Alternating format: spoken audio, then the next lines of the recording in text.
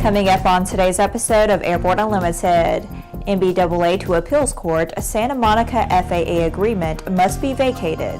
Air Transport World editor calls Sully's ATC statements misleading. Possible parachute straps may be latest evidence in DB Cooper case.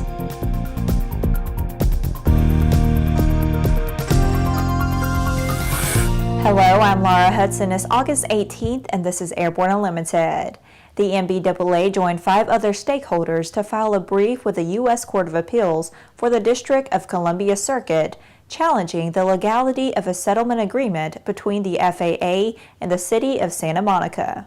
The highly unusual agreement, which was concluded last January with no public input and with disregard for numerous mandatory statutory requirements, would restrict and ultimately prohibit aviation access and protect general aviation's access to airports and airspace, said NBAA President and CEO Ed Bolen. Bolen noted the importance of SMO's FAA designation as a reliever airport for congested Los Angeles International Airport and as an economic generator for the city of Santa Monica, making it a critical piece of infrastructure for area residents. SMO also supports law enforcement's and air medical flights and will play a key role in the event of an earthquake or other natural disaster.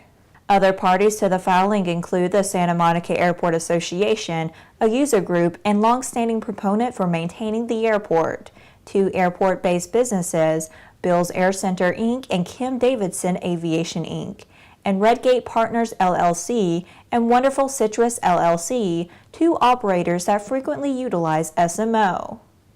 The Alliance for Aviation Across America has recently produced 2 videos featuring Captain Chesley Sullenberger speaking out against ATC privatization. Writing for Air Transport World, editor Karen Walker calls the videos misleading, but does so based on supposition and details that seem short on substantiation.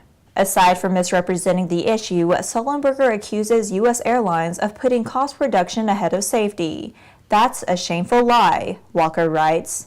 Sullenberger's position on the issue oversimplifies and misconstrues what is being attempted to place the U.S. ATM system under the governance of a private nonprofit entity with a board made up of airlines, unions, airports, and federal officials. FAA would still oversee the organization, but it would be free of the annual budget constraints and uncertainties that certainly prevent long-term investment in technologies that would greatly increase the efficiencies and capacity of the U.S. ATM system, Walker says. In looking over the Walker piece, Aero-News did see quite a bit of misleading prose, but on the part of the author, not on the part of Captain Sullenberger. ANN wonders how much pressure Ms. Walker was under to support her advertisers and publication supporters for her to cast such aspersions on Sullenberger, whose actual experience in the system is indisputable. We find the ATW piece to be disappointing and misleading. After the break, the DB Cooper saga continues. Concorde's recombinant gas RG series sealed battery technology produces a high-performance battery with the advantages of being pre-tested and fully charged at the factory. Find out more about Concorde's entire line of batteries at www.concordebattery.com. Concorde, the heart of your aircraft.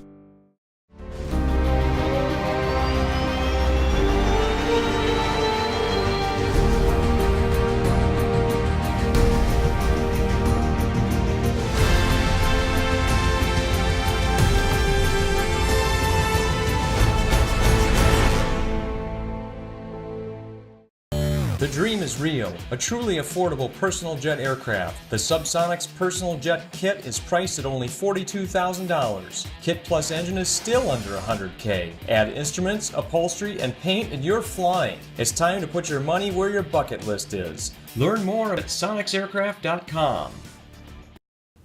Welcome back. The FBI is looking at a recently discovered item that may be connected with the DB Cooper hijacking case, though they are not saying that it is enough to reopen the investigation. TV and film producer Tom Colbert has been working with a team of people on what is one of the most discussed cold cases in history. The team recently located a piece of frayed nylon strap material that might have been part of Cooper's parachute. It was found in a mound of dirt deep in the Pacific Northwest Mountains about 2 weeks ago and handed over to the FBI. Colbert said he hopes that the new piece of physical evidence will lead the FBI to reopen the case after the agency officially stopped its investigation.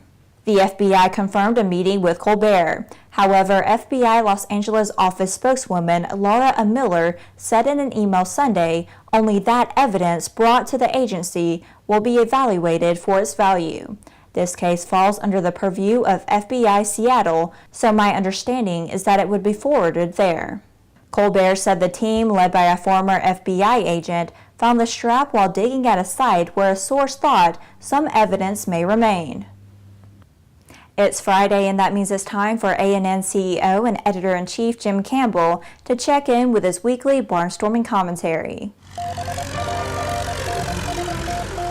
We've become increasingly amazed at the lengths anti-aviation forces go to bend the truth or even outright lie about those things in the Aeroverse that they oppose. It's time to fight BS with truth and organization. Here's this week's Barnstorming. Thanks, Lauren. Hi, folks. We have a problem. We are getting inundated by false, hypocritical, and rampant statements on the part of anti-aviation forces that are bound and determined to get their way even when the truth doesn't support them.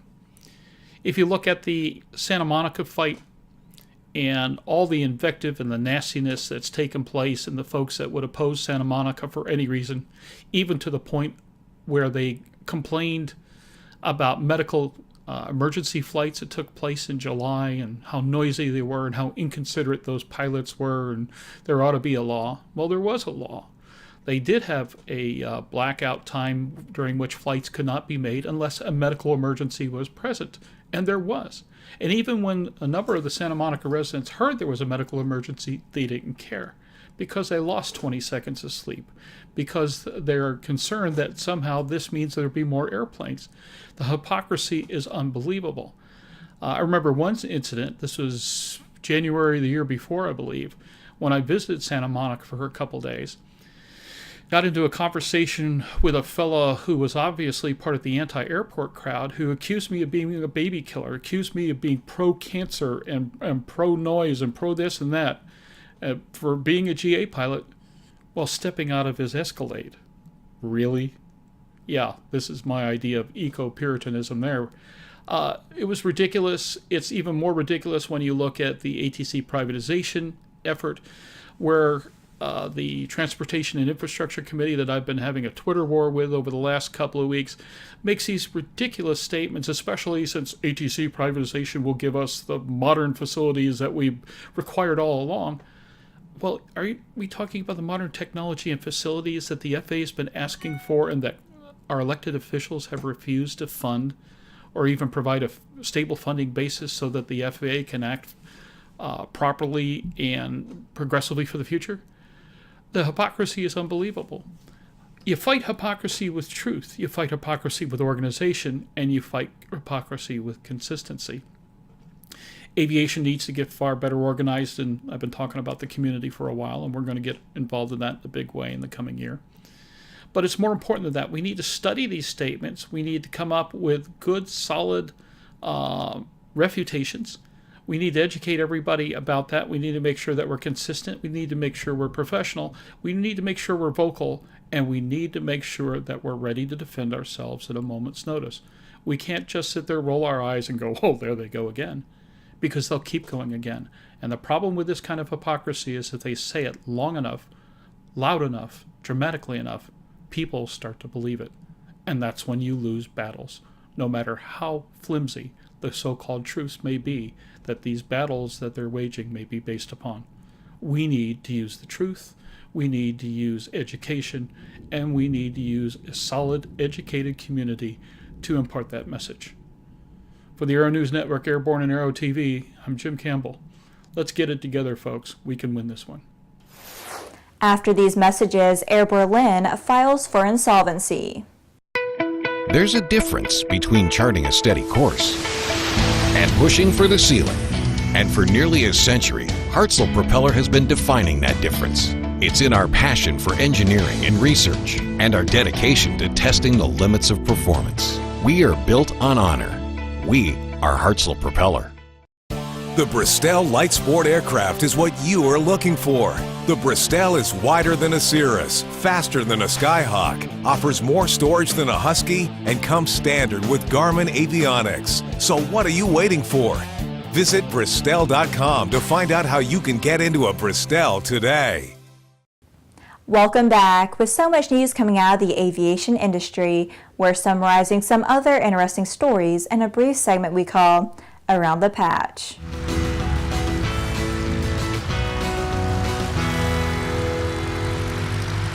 Airberlin, Germany's second largest airline, has declared insolvency after Etihad, its principal shareholder, said it would no longer financially support the carrier.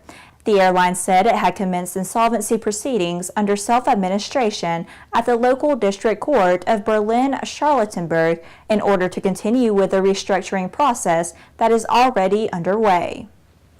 A group of entrepreneurial UK engineers has plans to build a mid-mass logistics drone for global markets.